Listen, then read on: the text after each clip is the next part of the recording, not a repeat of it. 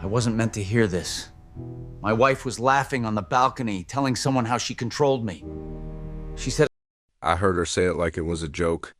I was walking past the living room when her voice floated in from the balcony, light and amused, the way people sound when they think they're untouchable. "As long as I have that over him," she said, laughing softly, "he'll never step out of line." I stopped mid-step. She was on the phone, her back turned to the glass door, completely unaware that I could hear every word. Her tone wasn't angry or bitter. It was confident, comfortable, the kind of confidence that comes from believing you own someone. "You know how men are," she continued. "You just need one thing they're afraid of losing. After that, they behave." I didn't move. I didn't react. I just listened. That one sentence rearranged everything I thought I knew about my marriage. Not because it revealed something new, but because it confirmed a quiet suspicion I'd had for years. She didn't love me. She managed me. For most of our marriage, I'd been the quiet one, the steady one. I worked in the background, avoided conflict, and let her take the spotlight. Our friends often joked that I was easygoing, that she was the strong personality. What they didn't see was how carefully she had shaped the story of who I was. A man with a questionable past, a man who needed guidance, a man who should be grateful she stood by him. Years ago, there had been rumors and investigation at a company I once worked for, accusations that never led anywhere. I was cleared completely, the records were clean. But the whispers lingered, and she had learned how to use them. I realized in that moment that she believed I stayed because I was afraid. She had no idea I stayed because I chose peace over confrontation. That afternoon, I went into my study and opened a drawer I hadn't touched in years. Inside was a folder, slightly yellowed with age, official documents, signed statements, legal conclusions that ended the investigation decades ago. Proof. She thought she had leverage. What she actually had was a misunderstanding. I didn't confront her that night, or the next day. I planned. I spoke to a lawyer quietly, then an accountant. I reviewed agreements she'd skimmed and signed without reading. I organized assets she assumed were shared. I documented everything, dates, statements, people she'd spoken to. The more I uncovered, the clearer the picture became. She had been telling people I was unstable, untrustworthy, that she was the reason my reputation survived at all. She repeated the story so often, even she started to believe it. But a narrative only works if no one checks the facts. 2 weeks later, she noticed the first change.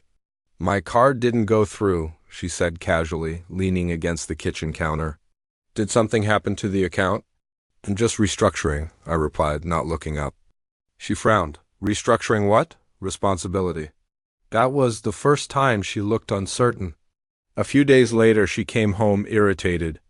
"My friend mentioned something strange," she said. "She said someone corrected her about that old situation with you, about the investigation." I looked up from my book. "Corrected her how?" "She said it was resolved, fully, that you were cleared." "Yes," I said calmly, "that's true." Her smile tightened. "Well, people remember things differently." "No," I replied. "They remember what they're told." The shift happened slowly after that. Invitations stopped, calls went unanswered. Her social circle grew colder. People began asking questions not about me, but about why she'd been saying things that weren't accurate. She tried to regain control. One evening, she sat across from me and said, "We should talk about the future." "About what's fair," I nodded. "We should," she proposed an arrangement. A quiet separation, no drama, and a generous payout. She framed it like she was doing me a favor. I listened until she finished, then slid a folder across the table. Her hands trembled as she opened it. Documents, records, statements, a timeline of lies she'd told, matched with evidence that disproved every single one. "You don't owe my silence," I said evenly. "You never did." Her face drained of color. "You wouldn't use this?" "I don't need to," I replied. "The truth does the work for me."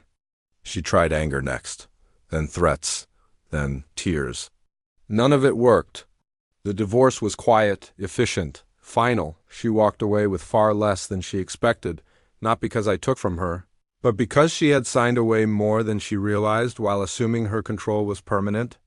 A few months later, I ran into someone who used to believe her version of me. "You seem different," they said awkwardly. "I am," I replied. "I stopped being managed." I didn't celebrate her downfall. I didn't feel victorious. I felt free. Some people think power comes from secrets. Real power comes from truth, especially when you don't rush to use it. She thought she had the one thing that kept me in line. What she never understood was this: quiet men don't submit. They observe. They prepare.